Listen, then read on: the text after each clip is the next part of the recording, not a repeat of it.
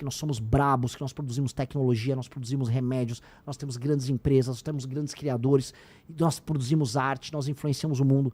A gente não nasceu para ser só o país do futebol.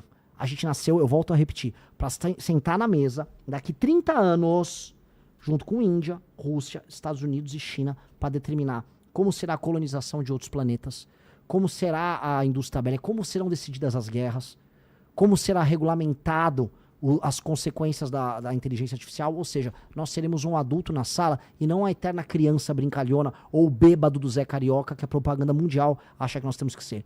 Pense grande, seja humilde para entender o tamanho do problema, mas pense grande com muita ambição que nós chegaremos lá. Nós vamos chegar lá porque o futuro é glorioso. Obrigado. Pois é, vamos falar então dos pré-candidatos. Vamos começar com Caiado. Por que o povo não deve escolher ele como próximo presidente? Uma coisa que o Caiado tenta passar, o Caiado, assim, conheço ele esteve comigo no impeachment, ele no começo era contra o impeachment da Dilma. Primeira reunião que ele teve depois da primeira manifestação, ele falou, tem um nome a zelar, não cai impeachment, não é sério. Depois, passou umas semanas, ele ficou a favor do impeachment. Ele não é uma figura líder, por mais que ele tenha uma postura de autoridade. Acho ele um bom governador, tá? Acho que ele tem qualidades como governador. Não é essa Brastemp que ele mas é um bom governador, ponto. Não vou ser grosseiro com uma figura que sempre tive uma relação positiva com o Caiado. Agora, para você liderar o Brasil, você tem que liderar seu próprio grupo. O Caiado é o líder do partido dele? Se o Caiado for agora pegar um avião lá do Goiás, Ronaldo Caiado sai do Goiás, vai ir lá pro Rio de Janeiro e pousar e falar pro Eduardo Paes, do PSD, do partido dele, faça campanha pra mim, ele vai falar, não, eu faço campanha pro Lula. O Paes, ele tá na campanha do Lula. E se ele for pra Bahia, o PSD da Bahia tá com o Jerônimo, tá também no fundo com as esquerdas. Se ele for encontrar o Braide, lá no Maranhão, o partido dele não tá com ele. Como se o seu partido não tá com você, como é que você vai querer liderar um país? Como é que você tem uma candidatura?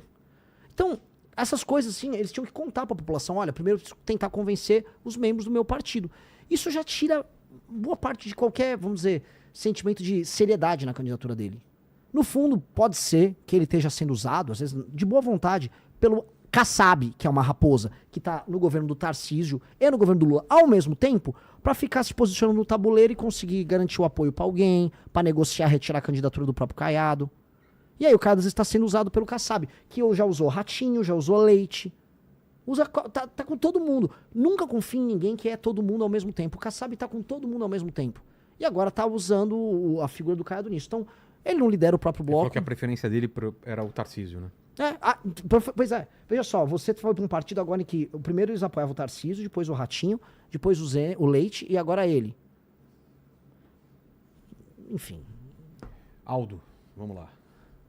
Aldo Rebelo, cara, ele tem livro publicado, é uma figura interessantíssima, gosta de história, gosta de boa parte dos assuntos que eu gosto sobre a história brasileira. Não tenho nada desabonador para falar sobre ele, mas eu acho que ele faz parte de uma perspectiva, uma visão de mundo que, por mais que em muitos pontos, muitas premissas estejam certas, não tem o que a gente precisa para tornar o Brasil um país brabo. Que é entender o impacto da tecnologia, o impacto da lei e da ordem, o impacto em escolher um lado muito claro para tornar o Brasil esse país sério. Tá? O Aldo é um cara que teve com todo mundo. Dito isso, quem dera a eleição fosse entre eu e o Aldo. Quem dera. Ele tem proposta. Eu li o Quinto Movimento, o livro dele. Eu confio. Quando o cara tem um livro escrito por ele, à mão, o cara é diferente. Então, meu projeto é melhor, meu grupo é maior. Eu tenho um partido que eu criei com as pessoas ao redor. Sou, portanto, um líder apto a isso. O Aldo está num partido pequeno que estava negociando agora a saída dele, que é o Democracia Cristã. Então, sou um líder mais apto. Dito isso, gosto do Aldo. Não nego.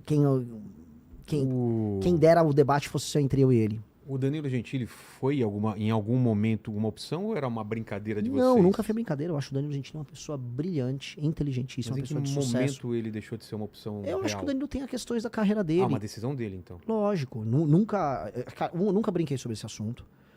Poxa, eu volto a colocar a ideia de montar um partido político. É um negócio... Envolve o trabalho de milhares de pessoas ao redor do Brasil. São quase 1 milhão de assinatura coletada. É um trabalho muito colossal. Então, nunca brinquei sobre coisas que envolvam esse trabalho. É o trabalho da minha vida. Então, eu acho o Danilo, de verdade, um cara sensacional. Sensacional. Ele é um exemplo de homem público na vida pessoal, na vida profissional e nas posições políticas que ele adota. O Danilo, e isso eu avalio para todo mundo, o Danilo topa perder pelo aquilo que acredita. Avalie um homem público pelo que ele perde e não pelo que ele ganha no que ele fala. O Danilo Gentili várias vezes correu o risco de perder a posição dele no SBT, várias vezes sofreu pressões do governo A, B ou C, tentaram cancelar a carreira dele várias vezes, ele nunca moveu o pé das posições dele. Se ele topasse, era ele de presidente? Eu já tinha anunciado ele há muito tempo. Pô, vem Danilo, vem Danilo, vem Danilo. Mas você iria de vice ou não ia ficar nos bastidores? Eu nunca quis ser vice, eu nunca quis ser candidato a deputado. Eu acho que para as pessoas que estão ao nosso redor, veja, eu sempre fui uma grande liderança do MBL. A cara do MBL. Mas eu tinha que me provar. O que eu me provei como líder? A montagem do partido. As pessoas falam, o Renan é especial, o Renan tem uma capacidade de executar especial depois da montagem da operação da Valete e da montagem do partido. Aí os próprios me falaram, pô, é o Renan. O Renan, né, eu me credenciei por conta dessa leitura que eu entreguei. Já tá falando na terceira pessoa. Perigo. Acabei de meter um Ronaldo Caiado. O Renan Santos! Vamos lá, é o Augusto Cury, próximo? Vamos lá. Ele, inclusive, lançou a pré-candidatura aqui no programa. A gente tomou um susto, né? Chamou ele como convidado e no meio do programa ele falou, sou pré-candidato. Soltou essa bomba na nossa mão. Soltou a bomba aqui.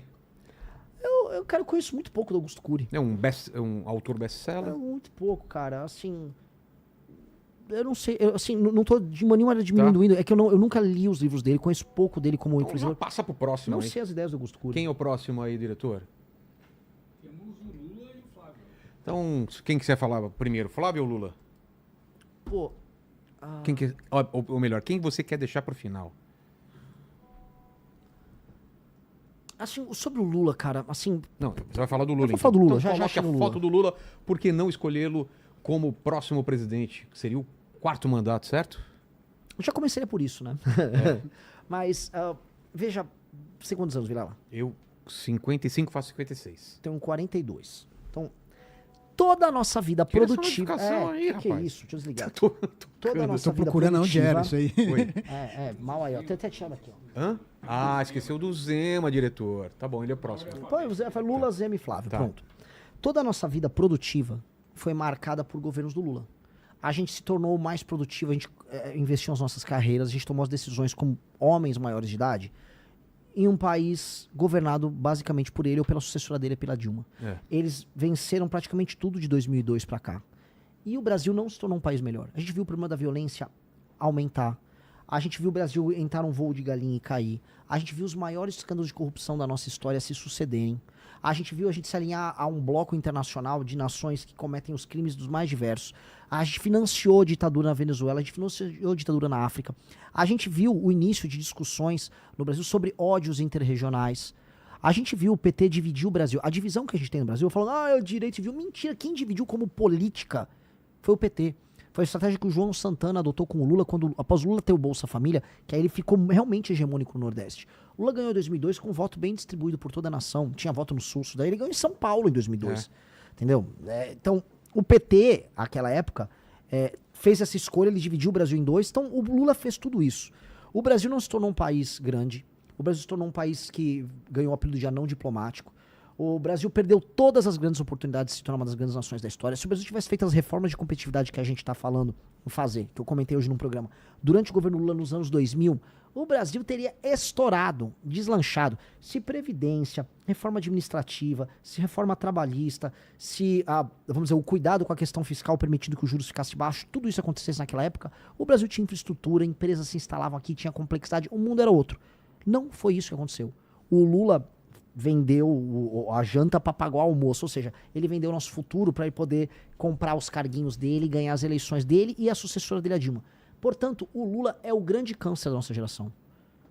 O Lula tem que deixar de existir do ponto de vista político. A memória política do Lula tem que ser esquecida. O Lula foi o grande desperdício geracional nosso. E o Lula também representa uma geração, os sonhos da geração dos anos 60, 70 no Brasil, meio de esquerda e tal, que não larga o nosso pé. Não larga, parece que a gente tem que viver o tempo todo o sonho daquela pessoa que assistiu o filme Ainda Estou Aqui, as brigas da ditadura militar, aquelas categorias de pensamento idiotas. O Lula tem que sumir, vai dar pombo pro milho, Lula, vai cuidar da Janja. Já deu, o governo dele cansou, ele mesmo tá cansado. Todo mundo percebe que o Lula já não consegue raciocinar direito, ele tá cansado, ele tá sem energia. Esse homem sem energia, deprimido, cansado, que já não nem sabe qual é o projeto dele do Brasil, tanto que qual é a proposta dele? Pé de meia, vou te dar uma graninha pra você ir pra aula. Ir pra aula é obrigação. Vou te dar um botijão de gás, vou te dar energia elétrica. É isso o projeto de Brasil do PT? Então o cara começa, né, a esperança, né, 2002, Lula ganhou, a esperança do operário que não sei o quê. Acelera a fita, chegamos em 2026, eu vou te dar um botijão de gás. Calma, que país é esse? Que país desgraçado ele entrega que as pessoas estão comemorando que ele agora vai distribuir botijão de gás? Então, pô, é um projeto falido. O Lula tem que ser... Eu podia falar da corrupção do Lula, podia falar de tudo. Eu vou falar só de uma coisa, o projeto dele é essencialmente falido.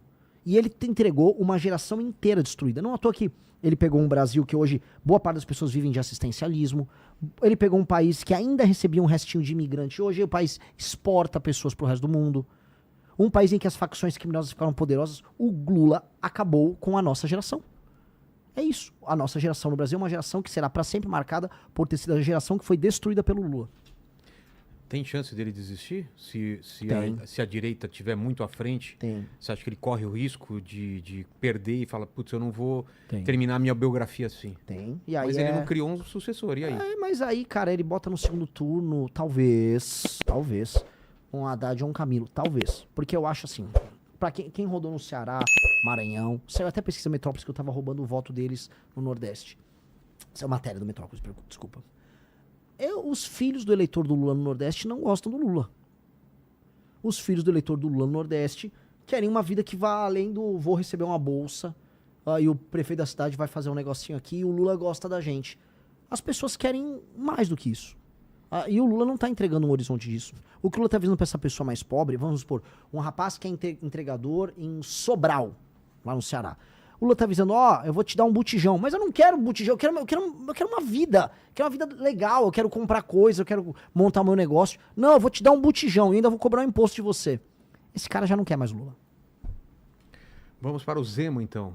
Por que não escolher o Zema como próximo presidente? Como eu te disse, é muito parecido com o Caiado no sentido de que ele não tem nenhum partido que de fato endossa ele. A maior parte dos candidatos a deputado do Novo ficam divulgando o Flávio. Você acha que corre o risco dele ser o vice do Flávio? É o que ele ficou tentando. Quem quer ser... Cara, quem quer ser presidente tem que pegar uma baita de uma bucha. Uma bucha gigantesca. Quero ser vice do Flávio.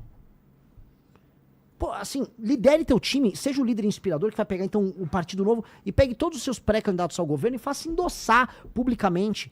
E comece a entender que, assim, você não é a alternativa 2 ao Flávio. Todos nós, eu, Zema, Caiado, teremos que arrancar a voto do Flávio, que são as pessoas que são conservadoras, que foram enganadas por anos pela família Bolsonaro. E aí ele fica falando em ser vice? Vice? Por que adianta denunciar o STF se o cara que faz o acordo com o STF pra beneficiar o Banco Master, que é o Flávio, é tratado por ele como um cara normal? Não dá, cara. Não dá. Isso não dá. E assim, agora tirando isso, pelo menos ele é um cara que teve coragem lá de falar dos caras do STF. Isso conta. Isso conta. Gostaria de... Já falei o Zema, Caiado, já falei em outras entrevistas. Poderia compor um grupo com a gente lá numa gestão minha? Entendi. De forma clara. Por mais que eu não concorde com a postura e ache que quando eu tive com o MBL sozinho apontando os erros do governo Bolsonaro, eles não tiveram coragem de apontar. Não tiveram... Pô, quando o Bolsonaro destruiu a Lava Jato e permitiu que o Lula fosse solto, a gente apanhou sozinho. Por mais que tudo isso, não acho que é uma pessoa do mal. Mesmo, de maneira alguma. E finalizando, Flávio Bolsonaro. Por que não escolhê-lo? Eu já falei pra muita gente, o Lula, se a gente fosse fazer uma leitura, quase bíblica da coisa, o Lula é o nosso capeta e o Flávio é o nosso Judas. O Flávio é o nosso Judas, o Lula é o nosso capeta. Assim mesmo? Capeta e Judas? Se você fizer uma leitura muito simples, mas o Lula é o nosso inimigo natural. É o cara que não é Jesus, não, né? Graças a Deus não, nem posso. Pelo amor de Deus, eu sou apenas um homem olhando ali, né, a traição da causa e o inimigo direto. Tentando e se organizando para não ser refém do traidor. O Flávio é, por excelência, o traidor. O Flávio é um cara que, enquanto eu estava lutando pelo impeachment da Dilma Rousseff, ele estava ganhando dinheiro lá com a Copenhagen, né? Ele estava fazendo as coisas que ele fazia no gabinete dele, que a gente sabe que é, porque ele mandou parar a operação. Primeiro, ele anulou as provas do COAF, obtendo uma decisão com o Dias Toffoli. Vai ver se o Flávio fala mal do Dias Toffoli. E depois, praticamente obtendo um foro especial para cuidar do caso dele, que era um caso que envolvia alergia, ou seja, se livrando com a ajuda do STF, com uma decisão do Gilmar Mendes. Vai ver se ele fala mal do Gilmar Mendes. O Gilmar Mendes, que teve um irmão dele apoiado pelo pai dele, o Jair, quando concorreu para prefeito no Mato Grosso. Aí, ajuda a destruir a Operação Lava Jato através da CPI, do enterro da CPI da Lava Toga. Apoia a maior parte das nomeações dos ministros do STF ligados ao petismo agora. O primeiro foi o Zanin. Fez o que fez agora na CPI do Banco Master. Quando tem votações polêmicas, se ausenta. Agora teve a votação da misoginia. É um negócio assim, não, eu não quero perder voto, então eu vou votar a favor do PL e da misoginia. Que diabo de líder é esse? Ele tá sempre traindo o eleitor dele. O cara é uma máquina de trair. Só que eu acho, vou ser sincero, Vilela, eu acho que ele nem percebe. Eu acho que o Flávio trai e ele nem percebe. Porque eu acho que o Flávio é muito burro. Eu acho que o Flávio é muito burro. Por que você acha que ele foi escolhido? Ele não era a primeira Porque opção. ele é filho, né? Porque ele tem a marca. Não, o Tarcísio e a Michele. Não, pera, o Tarcísio não é da família Bolsonaro. Sim. Aí eles não iriam abrir fora da Fazia família. sentido? Pra eles? Pra família? Eu vou botar um cara que não é da família, aí esse cara leva o meu voto e me deixa aqui de escanteio. A família Bolsonaro, é o Jair Renan, que não é... E o Carluxo, que não são pessoas bem do ponto de vista... Que não estão bem do ponto de vista cognitivo. Eu não vou ficar falando tanto dos caras. O Eduardo tá lá nos Estados Unidos, querendo ser um líder mundial de nada, lá comemorando que tarifou o próprio país. Aí o Flávio tava aqui. Eles não construíram um partido, eles não construíram um bloco político coeso, eles não construíram nada. Pô, a gente montou um partido, eles não. E aí, então, quando você não monta nada, você depende só do teu nome, da sua intenção eleitoral, que é o nome do Jair Bolsonaro, que tem um recall grande. Então o Flávio falou, eu vou dar isso pro Tarcísio? Não, vamos ficar pra família. E honestamente, é uma das poucas decisões racionais que eles tiveram ali. Porque senão ele ia ser comido, ele ia ter a base política dele comida pelos outros. Só que ele não foi aceito como líder. O Nicolas tá em rebelião contra ele, a Michele Bolsonaro também. Ela falou alguma coisa? Eles vivem brigando nos bastidores, mas brigando, tem inúmeras matérias. O clima entre eles é tenso, houve brigas no Ceará. Aí eles vão colocando assim, o Carluxo vai concorrer a senador por Santa Catarina. Aí os bolsonaristas de Santa Catarina não concordam. Eu tava lá, ninguém tava curtindo essa ideia do Carluxo sair em Santa Catarina. Até porque se o Carluxo quisesse ajudar o pai, ele ia concorrer em outro estado, onde ele poderia tirar um senador de esquerda, um senador do centrão e entrar ele. Não no lugar em que eleger 2 senadores pró-Bolsonaro. Então não tinha sentido. Então é uma lógica de traição, de usar as pessoas, de pouca inteligência. E aí eu falo, eu quero ser de um país que vai ser uma das 5 maiores nações do mundo. Que não apenas, assim, não vai se contentar em não ser o Lula. Que é o que o Flávio não fala. Falou, nós vamos tirar o PT daí. Tá bom, mas o que isso quer dizer? Tirar o PT é importante, mas o que nós seremos? Ele não tem plano nenhum. Ele vai publicamente falar, não tenho plano nenhum. Te trai o tempo todo, te traiu semana passada pela destruição da CPI do Banco Master. E aí não confia que ele tem um plano? Nem ele tem um plano. Ele avisou, eu não tenho um plano. Ele avisou em todos os lugares, não vou falar nenhuma proposta. Pô, um cara que nem tem coragem de falar que tem a proposta, não pode ser pré-candidato. Não pode, cara. Isso é uma não candidatura.